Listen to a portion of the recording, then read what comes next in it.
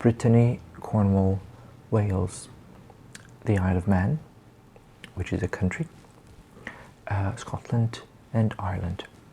We have a list of structures or patterns that we are going to practice, and some translations, and then we have geirfa, the vocabulary.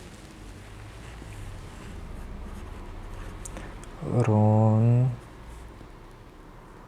ni'n byw. Doedd Harry Potter eriod yn ei dydd wedi clywed ym Hogwarts pan ddechreuodd y llythyrau swrddio ar fat dros Rhif 4 Prifyd Drive. There you have different kinds of dramas. Probably Cwm is one of the longest running soap operas in the world, and it's a Welsh language soap opera. Hello everyone, and welcome to my channel. So thank you so much for tuning in. I know I haven't posted anything in a while, but usually I have a problem with ideas. I always feel that I cannot come up with any good ideas for new videos. So I finally settled on one, and that is the Welsh language, which is something that I've been learning lately. So I'm going to tell you a little bit about the Welsh language. So, for example, this is a booklet that we get in the beginning of learning in the semester. So it's called Llyfr Croeso Dysgu Cymraeg, which means a welcome book to learn Welsh. I'm going to tell you a little bit more about that. But firstly, I will tell you some details and some facts about the Welsh language, very briefly, just to give you an idea. So, of course, the Welsh language is the language of Wales. It's called Cymraeg or y Gymraeg.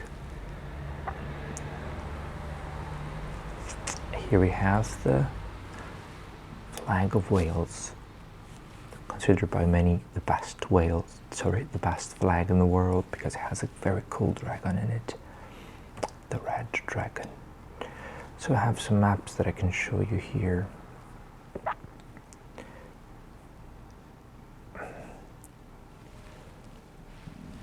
So this is the distribution according to percentages of Welsh speakers in Wales. So in this area, mostly in the north of Wales, is where the highest concentration of Welsh speakers is located. So in some areas it's almost 100% of people who can speak Welsh. So here in the north, I believe this is the Gwyll area. And in towns like Carnarvon, Bangor, and here in Ynys Môn. But so this whole area is called y Bro Gymraeg. Y Bro Gymraeg? I'm not sure. Basically the Welsh area. Also Aberystwyth, the Ceredigion area, and also the Carmarthen area.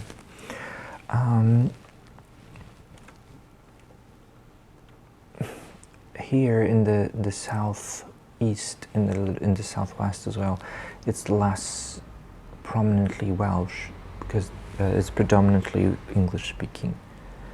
But here's where the larger cities are, so Newport, Cardiff, Swansea. So even a low percentage of speakers of Welsh in these cities represents a lot of people. So for example, maybe a village here has 80% of speakers of Welsh, but there are like 50 people.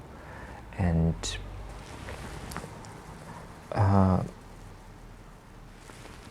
Cardiff has like 300,000-400,000 inhabitants, so I think it's like 10 to 20% of the population of Cardiff can speak Welsh, so that would be a lot of people. There are basically two dialects of Welsh, so North Welsh and South Welsh are slightly different, and it's about here the division between the two dialects. And even though the concentration of Welsh speakers is higher in the north, there are more Welsh speakers because they're just diluted in more English speakers. There are more Welsh speakers in the south. That's what I meant to say. Let me just confirm the numbers. Okay, never mind. So another thing, important thing to know about Welsh is that it's an Indo-European language. What does that mean? So the Indo-European language family is a very large family of languages that span both Europe and Asia. So all these languages here, they were once just one language, which with time diverged and became all these other ones. So firstly branched out into families. Balto-Slavic, for example, so the Baltic, like Lithuanian, and Slavic languages like Polish, Russian, etc. Armenian and Albanian have their own branch. So Indo-Iranian are the languages that branched out from the Indo-European languages and went to Asia. So Persian, Hindi, and Sanskrit, which is a classical language now. Italic languages are what we call the Romance languages. So French, Spanish, Portuguese, Italian, and Romanian as well. Of course, the Germanic languages, to which English belongs, and mostly languages in the Northern Europe, like Icelandic, Danish, Norwegian. And then here we have the Celtic languages, which is where Welsh is located, along with Scottish, Irish, and Breton. I'll talk about these ones in a while. And also Greek. So all these languages are related in a way, so they have some similarities. And of course, the languages that are in the same branch are going to be much more similar. So Welsh is particularly similar to these other Celtic languages, which are not very well known, unfortunately. So if you speak one language in a branch, it's much easier to learn other languages in the same branch, right? Unfortunately, so my first language is in this branch, and then I learned English, which is in this branch, and then I learned one from this branch, and now I'm learning from this branch, so they're all very difficult. Here we have a map of what we call the Celtic nations. So they are regions where nowadays the Celtic languages are mostly concentrated on. But historically, the Celtic languages are very widespread. Let me show you. So this map is very useful. So this yellow area here in the center of Europe is considered to be the home world, let's say, of Celtic culture and language, where Celtic culture originated around the 6th century BC.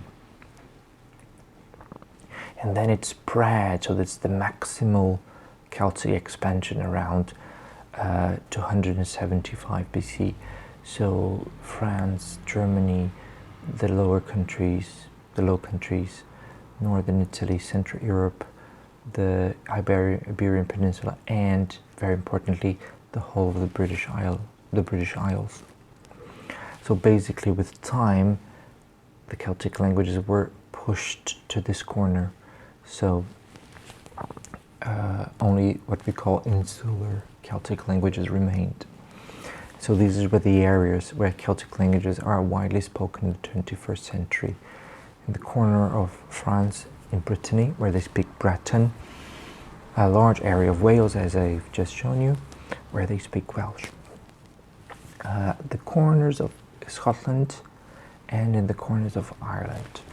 So let me show you here. So these are called the Celtic nations nowadays.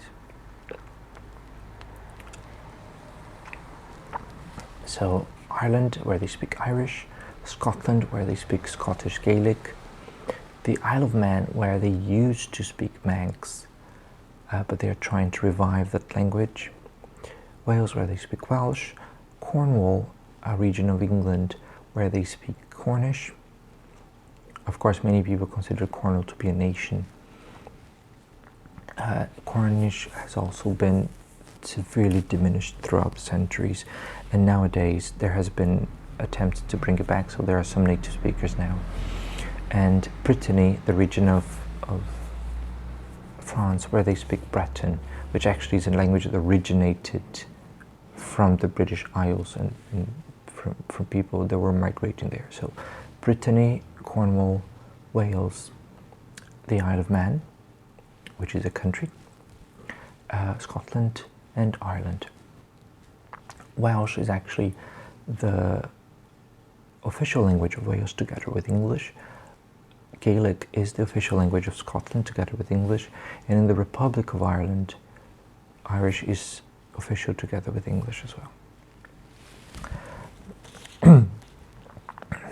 Okay, so thank you for that. So let me show you some of the other material that I have.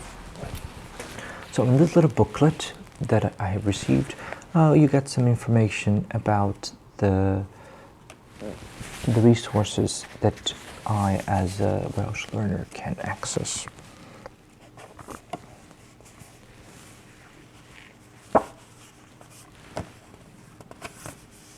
There's a lot of this material and literature and pamphlets. So it says, Croeso, bob blwyddyn mae milioedd o bobl yn dechrau dysgu Cymraeg. And that means welcome. Every year, thousands of people sign up to learn Welsh. So this is produced by the National Centre for Learning Welsh, which is a national Welsh government body that promotes the Welsh language. So these courses are heavily subsidized by the Welsh government. The Welsh government has a plan, a project of getting 1 million of Welsh speakers by 2050. Nowadays there's like there's around half a million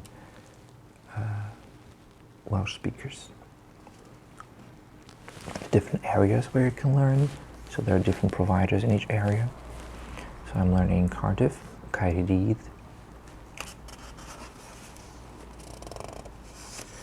Here are the different levels, of course. So I've done the Mynediad, which means entry. I did this some years ago. And now I'm doing the Sylfaen, which means foundation. Okay. I'll show you now this folder that I have, which is where I keep my material, the official material that we receive and with which we study in the classes. Let me show you.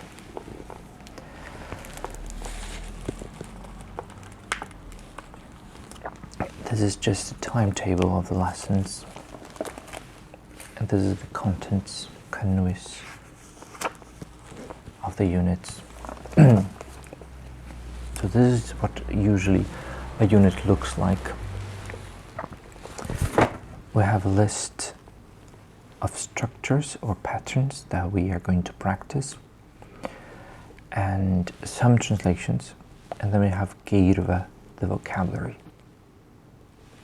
So in this unit, uned in, we are practicing dyfodol, which means the future. And we are practicing av I, which means I will go. So basically what you have here is the conjugation of the verb go in the future.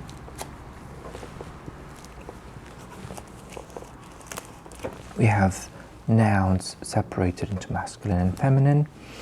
As many other European languages, Welsh has gender nouns, just nouns, not adjectives or anything else.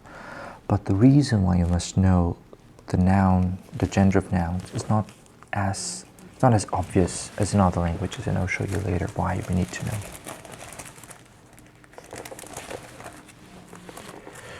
So we studied a lot of the future in the Sylfaen level. So different verbs in the future, these are irregular verbs, like gwnav. Gwnav I means I will do or I will make. This is a text that we read about the connection between Hungary and Wales. It was actually very interesting. This is from a magazine that's published in Wales for learners.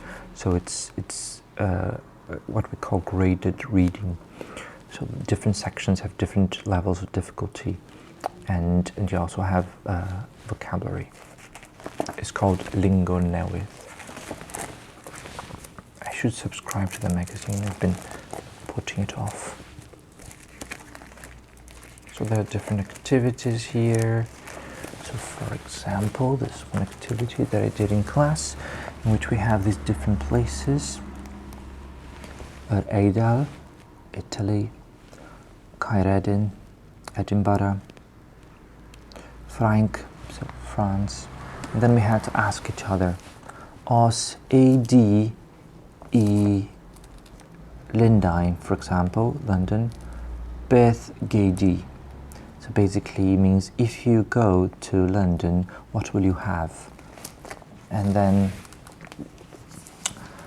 we were talking about food and things that you would have. So for example, I wrote a sentence here talking about France, Cavi Lawer Win, which means I will have lots of wine, and Gwyll Gelf an ymgeddfeydd, I will see art in the museums. Unfortunately, I do not like this book very much because it's very simple, it's very stripped down. But we do try to speak. We have a lot of speaking practice in class, which helps a lot. So I would like to show you the different materials that we use. So for example, let me show you this one. This is a different course book that is produced by a different body, let's say. So it's used in different courses. So I just bought this in the bookstore because I thought it looked nice and it was a different resource. So it's just called Kurs Sylvain, which just means foundation course. It says here, let's read. Yr ail lyfr cwrs mewn cyfres o dri I oedolion sy'n dysgu Cymraeg. I'm trying to read very slowly and it's actually making it worse. It means the second course book in a series of 3 for adults learning Welsh. So we took a look, there was some future there, so we can take a look at some.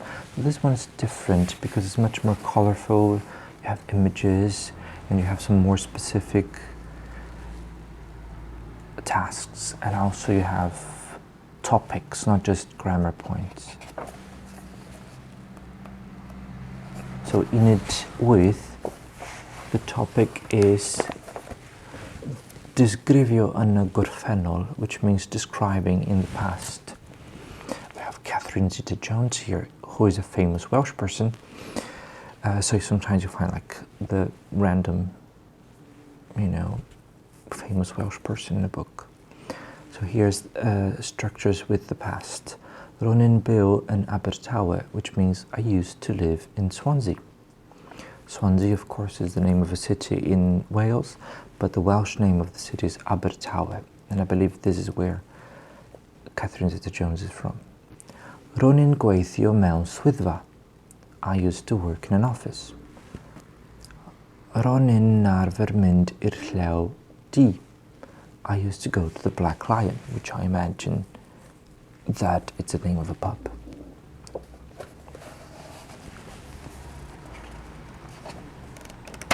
Okay, so now I think we can write some Welsh.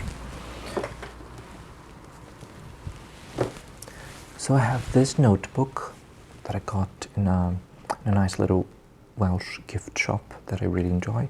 It says Nodiadau Adolygu, which just means notes of revision. And I usually use this little notebook. I usually use this little notebook in Welsh class. So sentences, conjugations.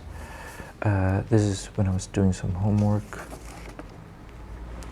This is when I was asking my colleagues for information. Okay, so let me see. I'll get a blank piece of paper here, and I'm going to try to write really big so you can see it. Have a list of things that I want to write. Let me put this away. I just went to the theater today. Okay, so let's write a sentence in the past then. Ro'n Ronin byw ym Brazil. So this means I used to live in Brazil. Now one in the present. Dwi'n byw yn Caerdydd. I live in Cardiff. Let's see. Oh, what's it up so you can see it better? Ronin byw ym Brazil. Dwi'n byw yn Caerdydd. That's a different verb tense. Dwi wedi bod yn Lloegr. Dwi wedi bod yn Lloegr. This means I have been in England. I have been to England. So this is the word England in Welsh. So even very traditional names, very traditional places have different names. So for example, Lloegr is England. Alba is Scotland. Cymru is Wales. And Iwerddon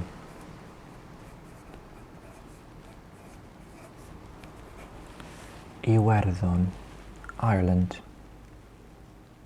So Northern Ireland would be Gogledd Iwerddon. City names are also different, so Llundain for London, as we saw. Caeredin for Edinburgh, as we saw. One that I really like is New York, which is Efrog Newydd.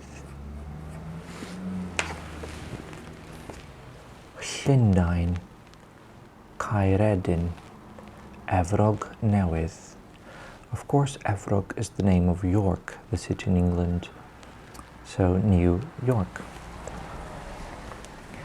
I would say that the two things that stand out the most to an English speaker when learning Welsh are a specific sound and mutations. I'll tell you what this is. So this sound, which I was just pronouncing, which is spelled by two L's, but it's just one sound. It's kind of tricky because it's different from the sounds that we have in English. Basically, you produce the sound by putting your tongue to the roof of your mouth and just blowing and releasing air. So it's similar to an aspiration when you pronounce the H sound, house, home, he. But your tongue is against the roof of your mouth, so sh, like Lloegr, Llundain. And there's so many words like llyfr.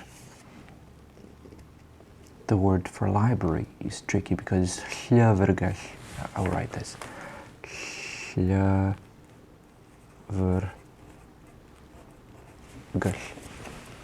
Llyfrgell. The other thing are the mutations. So, many languages make words undergo changes. So, for example, some languages like French and other Romance languages, verbs will change according to a person and according to the tense. Other languages, such as Slavic languages and Latin, most words change. Nouns and adjectives depending on the grammatical role that they are playing in the sentence. But in Welsh it's different because it's all about which words are next to each other. which sounds make another sound change. So it's not, the grammar doesn't matter that much. I'll show you an example. So I already did some of this here. So if we take the word Brazil, which means Brazil, and then I want to say to Brazil, I have to say I Brasil. The F here is, the F in Welsh has an V sound, I Brasil. It's the same for from, of Brazil, from Brazil. But it's different if you want to say in Brazil. So you says Brazil.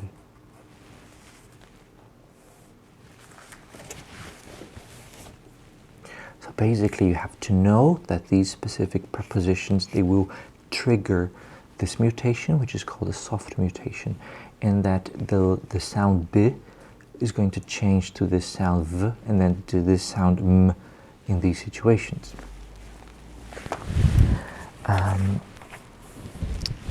Another thing that happens is when you use the possessives. There's so many situations in which you would need to use a mutation.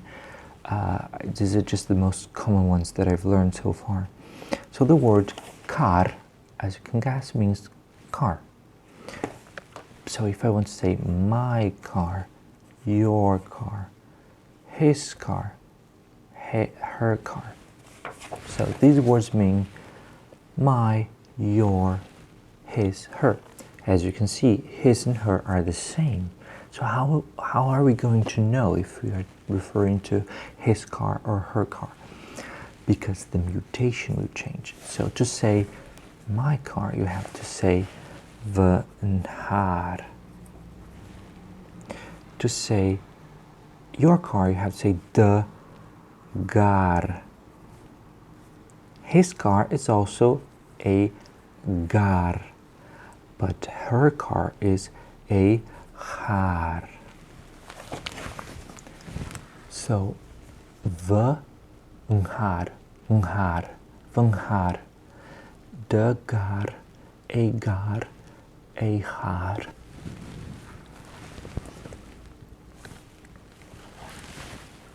So another thing that happens, and that's a little more related to grammar, although this is about grammar as well, right? Because these are different personal pronouns. So if we take a word, for example, T. T means house, and it's a masculine word. So why does that matter? We will see. If I want to say the red house, so the word for the is a, and the word for red is koch.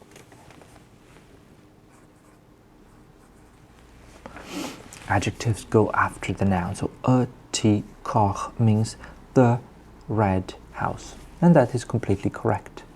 We don't have to change the words a and the words koch, which is the ones that I've used. But let's think of a different word. So for example, the word, and now I'm going to use a pencil, the word pont. If you speak some Romance language, you may guess that pont means bridge. And then if I want to say the bridge, so the is a, but because the word pont is feminine, it's not going to be pont, it's going to be bont with a B, a bont.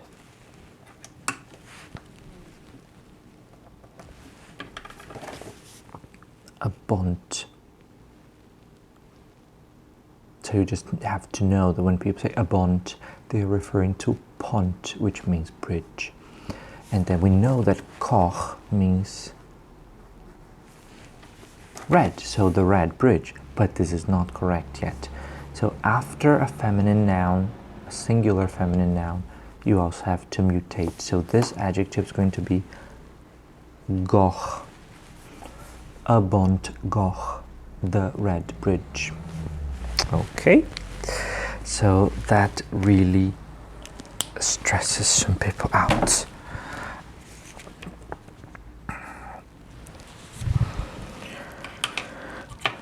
So we get this big handout to help us with that. I got this in the beginning of Menedier when I started working. So it's laminated so we can keep it forever. Color coded. So I punched some holes in it so I could keep it in my folder. So basically it tells you about the triglycerides, the mutations. There are three kinds of mutations: soft, nasal, and aspirate. So what does that mean? It means that when a word that begins with P undergoes a soft mutation, which was our example, the word pont. So we would have to change that letter, that sound to B, a bont. And then you have to know which kind of context would trigger a soft mutation. And this is how it helps you. So there are all the different kinds of situations where you would have to use this one. So after these prepositions, after some specific numbers, with questions, so the verb has to be mutated to form a question, and after some specific words, and so on and so forth. So this is another one. So this is, for example, the reason why we said Brazil, the nasal mutation, or when you say Vernhar. And the other mutations aren't as useful. They aren't as common as the soft mutation, for example. So we have to know this a lot. So for example, this book here, it's quite a hefty book, got this in the library. It's a grammar book about Welsh. It's very thorough, so it's very helpful. And in this book, it uses a little circle. You see? So if the circle is before a word like this, it means that this word has been mutated in soft mutation. So it means that this word was originally llyfr, right? Book. So so all these words, they have been mutated. So you don't mistake them for a different word that begins with D. You're not going to find this word in the dictionary. You would have to find T, which means house. And then you also have the other way around. If they use a little circle after the word, it means that this word will trigger a soft mutation. So any word after this one will have to be mutated according to those rules. So this is only used in the grammar book, okay? These little circles are not used in writing at all. This is just so we can know.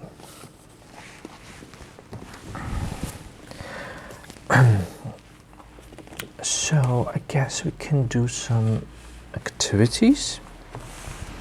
So this book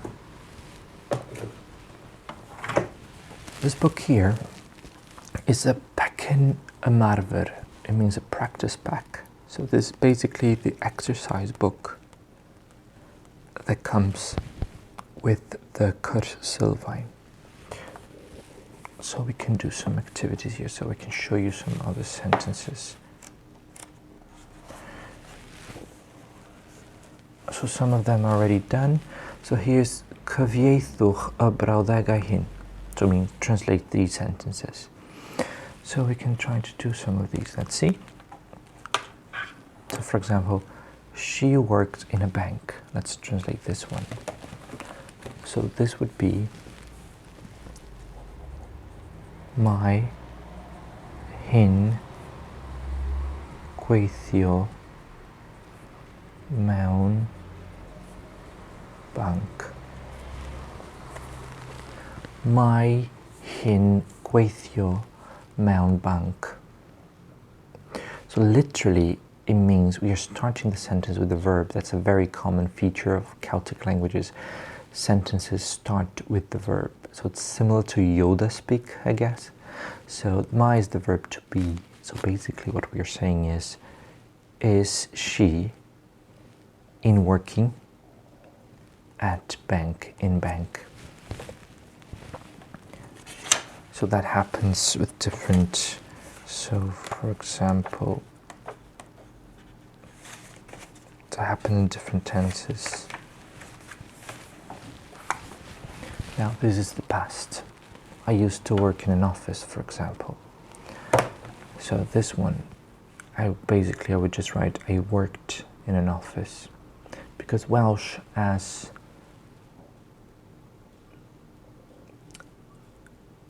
other European languages, has a way of saying I worked and I used to work with just one word. So this would be Ron ni'n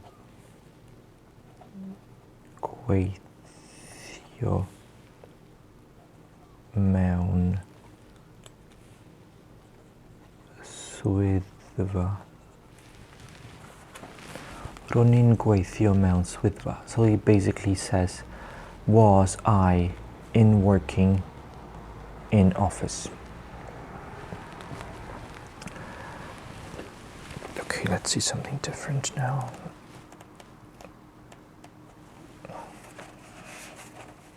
These are all very simple sentences. These are answering. Here we have Tom Jones, another famous Welsh person. Wyt ti wedi bod in America? So have you been to America? So basically saying, are you past being in America? Because if you have been, it means that you are past doing that, past being there. This one, for example, wyt ti wedi darllen llyfr Cymraeg? Have you read a Welsh book, a book in Welsh? But literally means, are you past reading book Welsh? And I have. So the way that you would have to answer this, you would have to answer the verb. So are you past reading a book? I am past reading a book. So ydw. Ydw means I am. So basically, have you read a book? Yes, I have. Ydw. Dw I wedi darllen llyfr Cymraeg.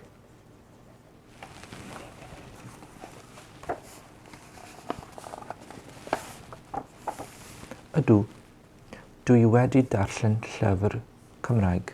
I have read a Welsh book. Now I'm going to show you some of the books that I've read. The different kinds of book, different strategies.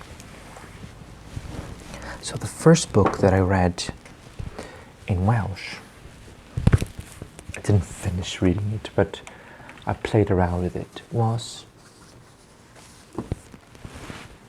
Harry Potter. So there is a Welsh edition of the first Harry Potter book. It's called Harry Potter, A Maen yr Athronydd. Harry Potter and Rock the Philosopher, and the Stone of the Philosopher. I find this actually very unfortunate that it's only the first book in Welsh. The thing you have to remember is that all Welsh speakers can speak English, so there aren't any monolingual Welsh speakers, which is a pity. But they have translated the first two books into Latin. So basically it's just for fun, if you want to practice your Latin. And in Welsh, in Ancient Greek, and in Irish, they translated the first one. Actually, the Philosopher's Stone is the longest text published in Ancient Greek in like centuries.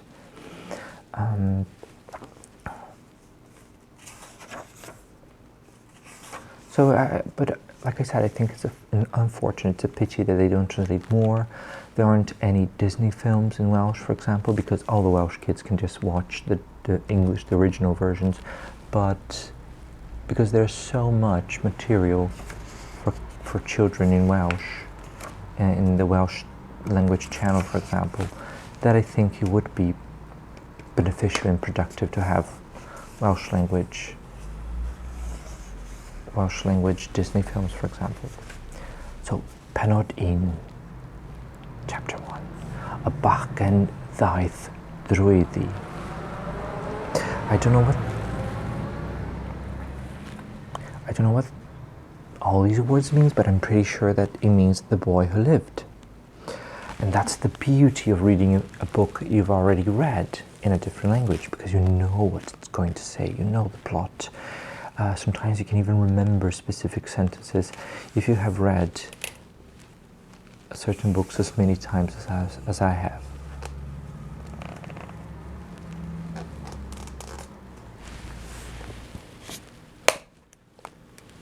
Ouch, that was very loud.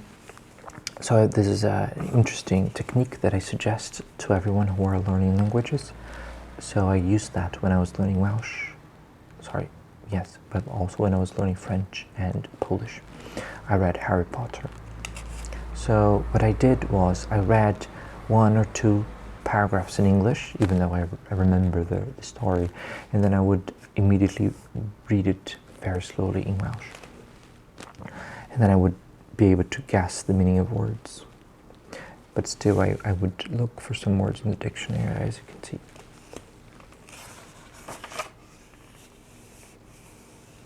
So, for example, let's read one sentence here. Roedd o wedi anghofio popeth am bobl oedd yn gwisgo clogeniau. So it's describing Mr. Dursley's day, right? So he had forgotten everything about the people who are wearing the cloaks, right? The extravagant cloaks that he's afraid of. And something that is kind of annoying is that this book has been translated into North Welsh. So it's different from the dialect that I'm learning, from the variety that I'm learning. So for example, o means he in the north, and in the south we say e, roedd e. But I haven't finished.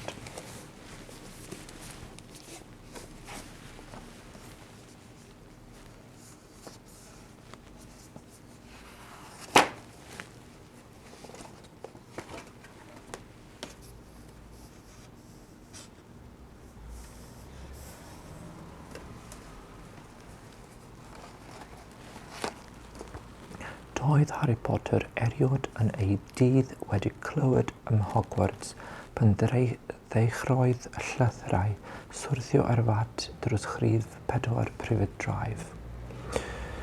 So it's basically saying that Harry Potter had never heard about Hogwarts when letters started to show up at the doormat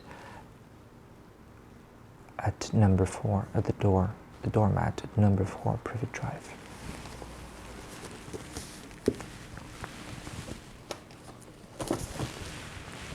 Other books that you can get are what we call graded readers. They are books that are written within a simplified language for learners.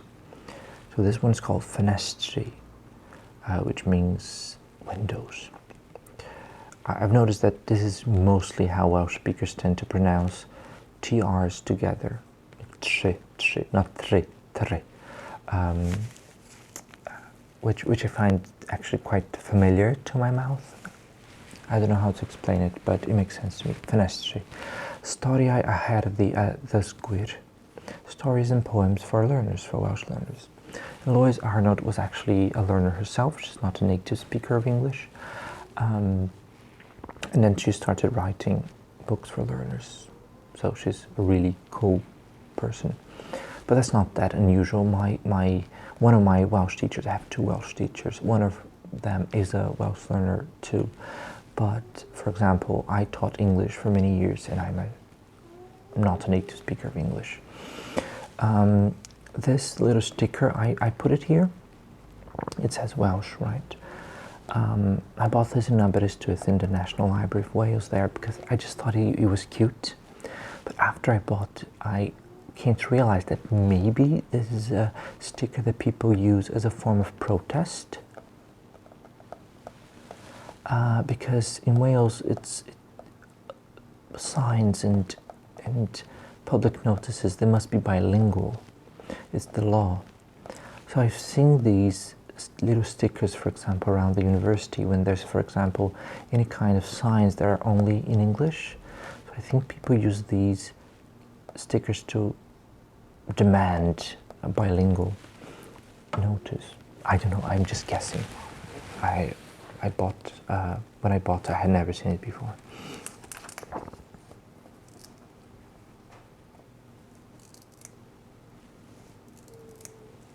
So I put this hardcover myself. So you can see the levels. There are different short stories and poems, and they are all grouped according to the level, the difficulty. So Mynediad, Sylvain. So I've read some of them. One that I really like was like a little ghost story or something. It's this one, Hen Blant Bach. So Chiteg with. Let's go to Chiteg with.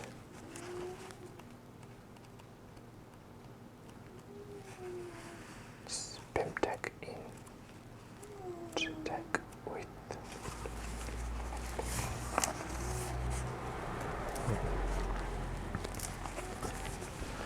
So as you can see, each page has a glossary with some of the more difficult words that are used on the page, so that you can check here. So it starts, Clywais i'r stori yma gan fy ffrind Catrin. Dwi ddim yn siŵr beth I feddwl amdana hi. So it means, I heard this story from my friend Catrin. I'm not sure what to think about it, about her, the story. And basically it's about this little girl called Cyril who has an imaginary friend called Binda. Dychmygol, imaginary. But it's kind of creepy, the way that, because then a different girl on the same house starts to talk to Binda as well, so it looks like a ghost. I like this one.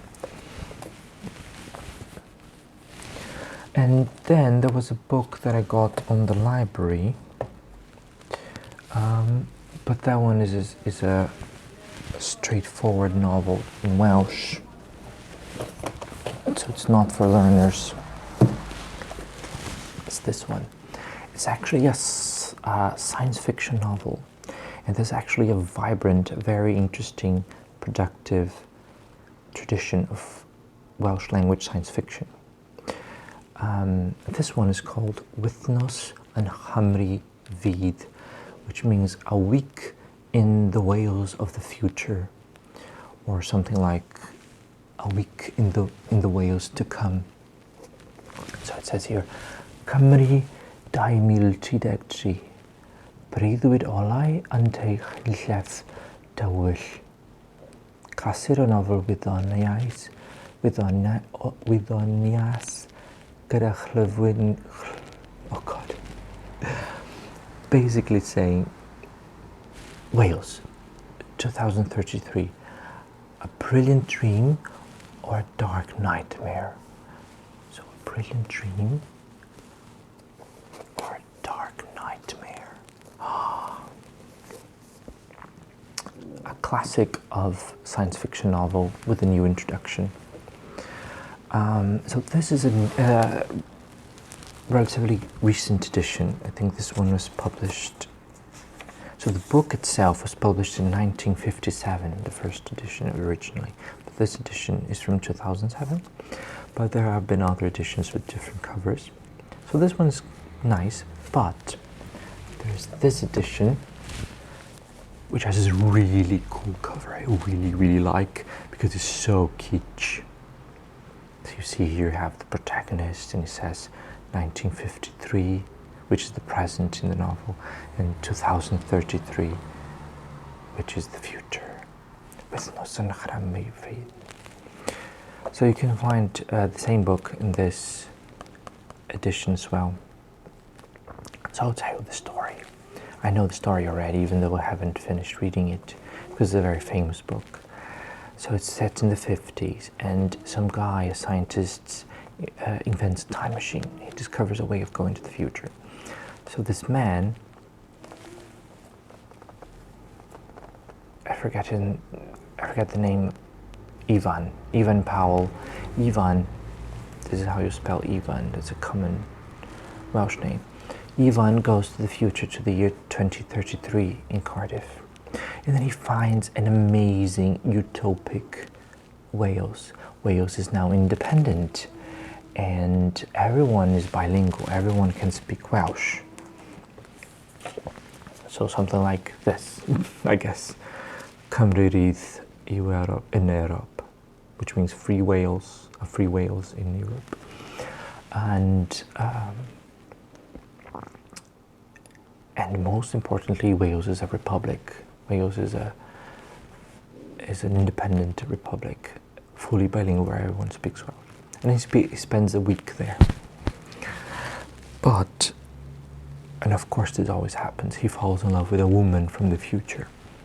And then he has to go back to the present, to the 50s. And then he insists with a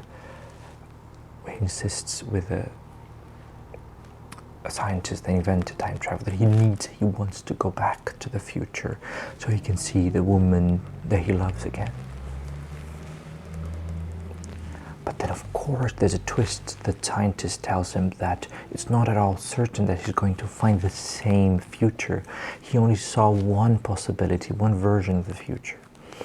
And he said, I don't care, I just need to see her. And then he goes to the future. Then of course he then finds the horrible nightmare. And then he finds that in this other version, in this alternate reality, there's no Wales anymore. Wales has disappeared and has been completely absorbed into England. It's now called West England, and the Welsh language has disappeared. So, and then the character who was absolutely, he was not interested at all about Welsh independence and Welsh nationalism. He becomes one because he actually sees, he can actually go to the future and see how independence is better. So this is actually the first sentence. Oh, I forgot it. Let me show you here. The first sentence says,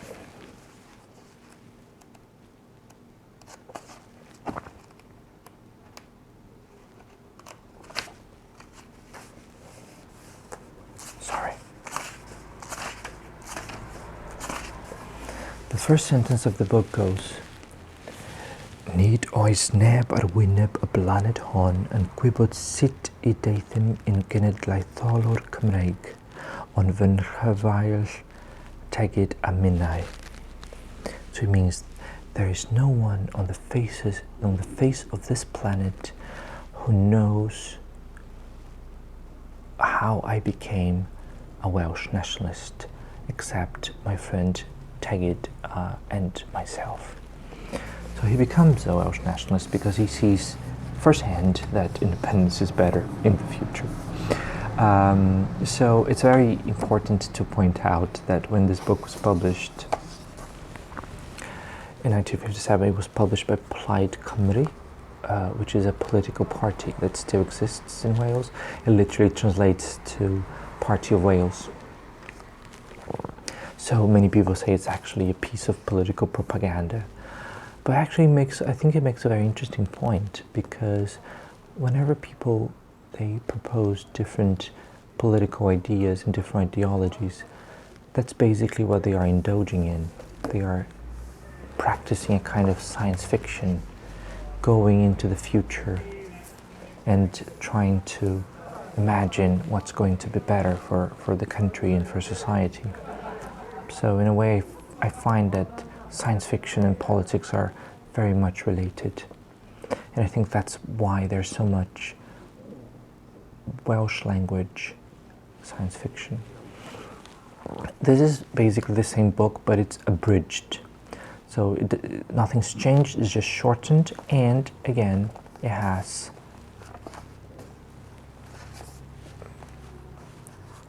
vocabulary. This one is very difficult because it's written in literary Welsh, which is a different variety of Welsh. We all learn colloquial Welsh. So unlike English, the difference between colloquial Welsh and literary Welsh is very different. So I'm thinking about reading this one first because it has the vocabulary help, and then I can try to read the real one.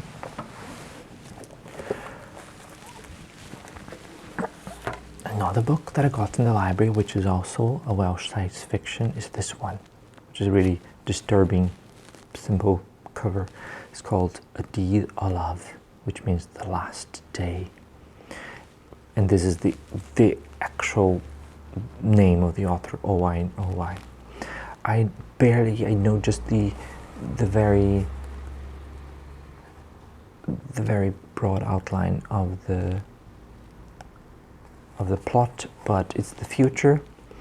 The robots they have enslaved humanity. They're actually harvesting people's organs.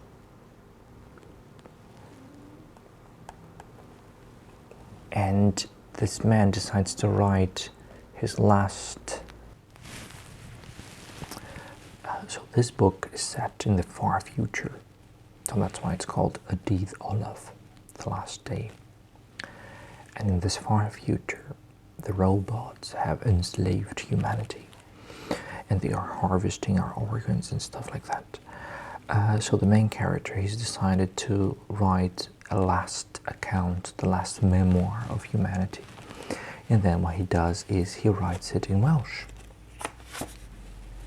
Because the robots can't understand Welsh. Aha! Because it's a minority language, so it's not a language that the robots have, let's say, bothered to learn. So the only language that the character speaks that he can write in and not be detected by the robots. They say it's a very depressing book, actually, as you can imagine, but I'll probably take forever to read it. It was published in 1976.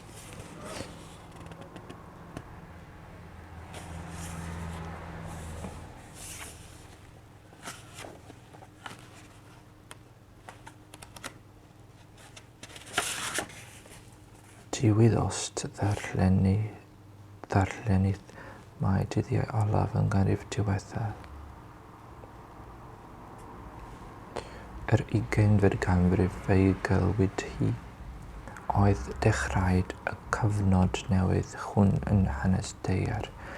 So basically it says, if I can understand, like, you know, reader, that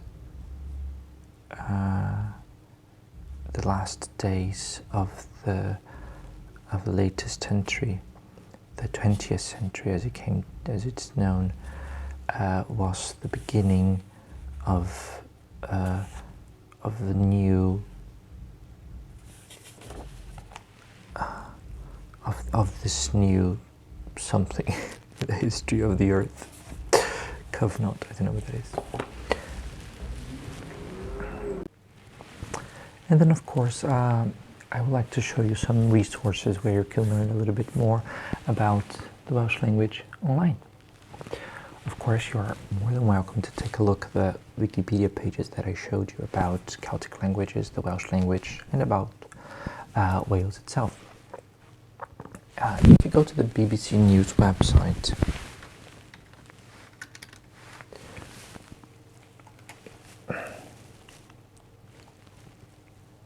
you not only have a section about Wales,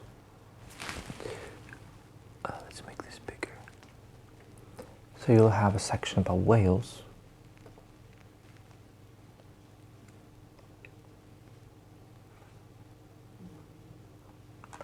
But you also have a section here. It's here, but we had here in the first page Cymru, which is Wales and Welsh, right? So you have Welsh language news. Of course, it's very difficult.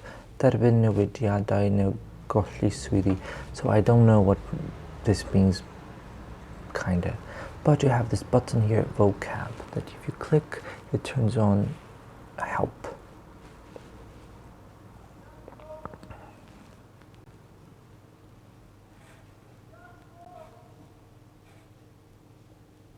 Colli, to lose.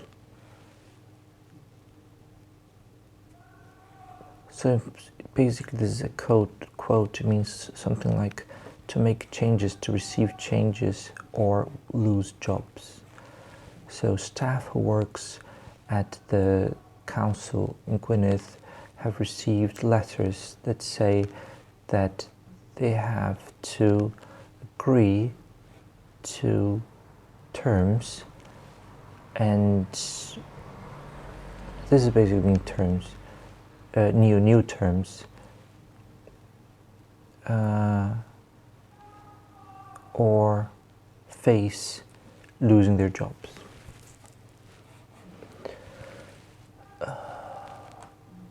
I usually go to Gwyll, which means politics, but then again I read things very slowly. Okay, and then I also have iPlayer, right? So BBC iPlayer is the website where you can watch the BBC. Of course, this is only available in the UK. So it has all these different shows here. Rhod Gilbert, he's a famous Welsh comedian. He actually has a very funny bit in his stand-up comedy when he talks about learning Welsh. So if you Google Rhod Gilbert Welsh, you can find this on YouTube. It's hilarious. I might include the link to that. So if you go to channels, you have the different channels of BBC. BBC 1, BBC 2, BBC 3, BBC 4, radio, news, and then if you scroll here, you have S4C, which is the Welsh language channel. So we say S4 Ec, which means Sianel Pedar Cymru, channel 4 Wales. So maybe this is too large now. So it tells you what's going to be on next. The Eisteddfod, okay. There you have different kinds of dramas. Pawb is one of the longest running soap operas in the world, and it's a Welsh language soap opera. Gwaith Cartref it literally means homework. It's I've never seen it, but it's like a drama set in a school, and this guy is Gareth Jewell, the actor. I think he's so good looking, and I think he's like a head teacher or something. I started watching this one, Craith, but it was strange. I don't know, but I watch a lot of Welsh language dramas. So I watched Bucelwydd, Gwyll, and Trydeg Pump Diwrnod, Bang, and what was the other one that was right before Craith? And In Bore Mercher. Some of the Welsh dramas are actually bilingual in the sense that they are all recorded in Welsh and every scene is recorded again into English, so that they have an English version of the whole series and they can show it later on BBC. So a Gwyll was a famous one that they did this to. It's called Gwyll.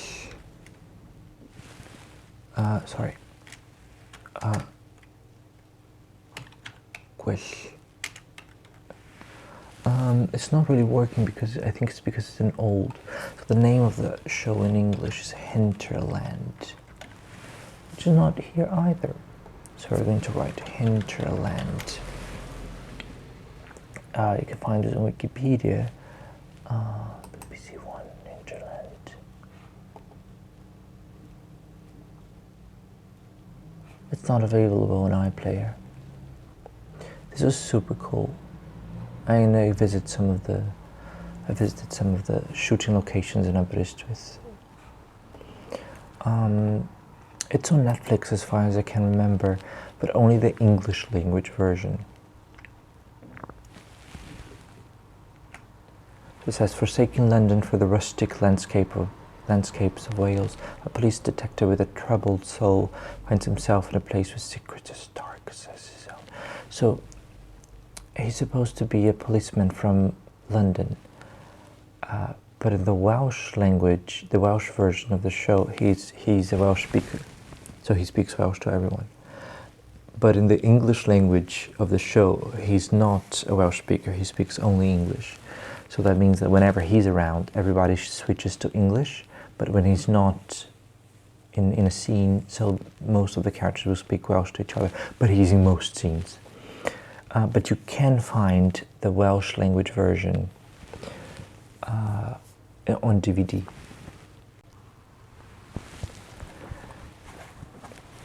So, for example,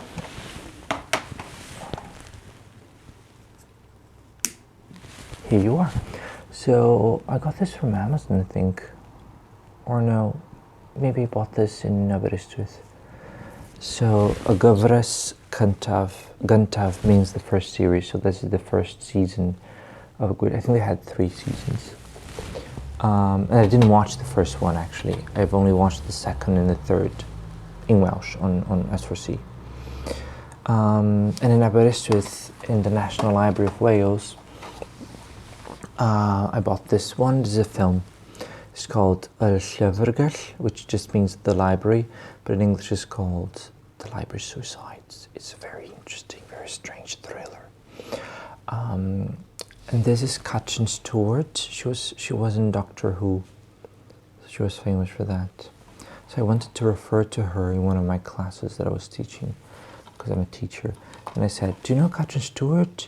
She plays the lesbian Victorian ninja who is married to a reptilian woman in Doctor Who. And then 2 or 3 students went, oh. And then one student went, I can't believe that sentence made any sense to you. So that's it.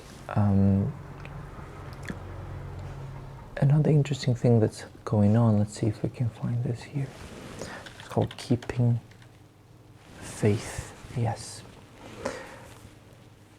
So Keeping Faith is also a Welsh language series, but it was filmed entirely in Welsh, and then it's called Un bore Mercher, which means a certain Wednesday.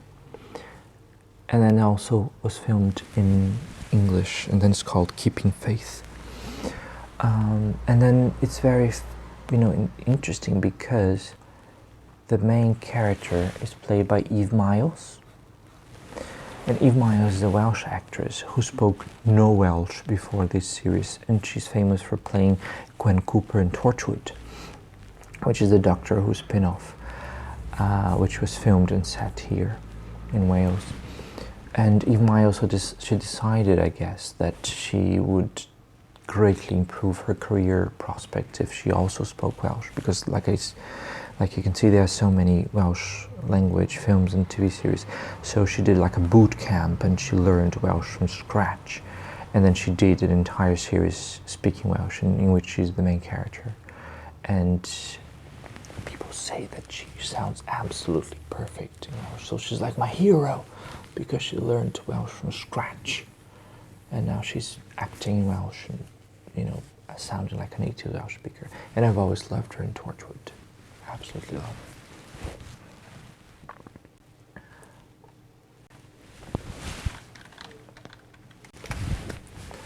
This is the most reliable and most useful dictionary that I use. Geiriadur literally means dictionary. So Geiriadur Bangor.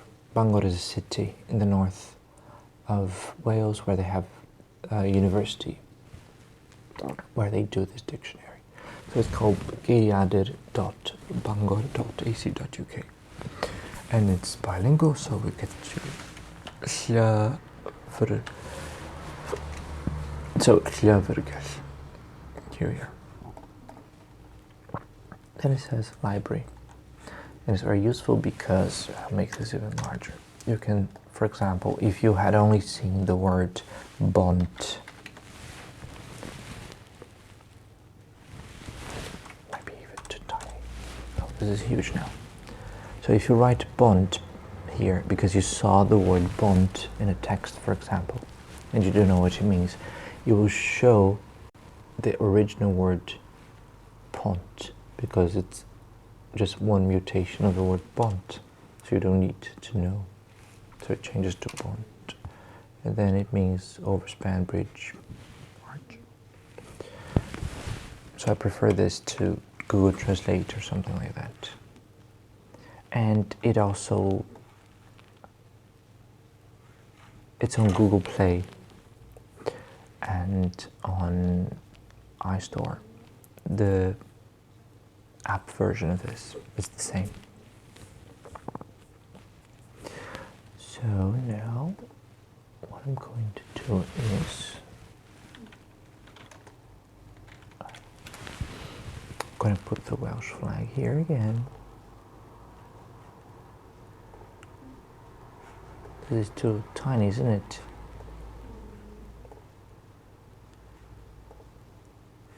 Here we are. Ta-da! Diolch yn fawr am wylio fy fideo.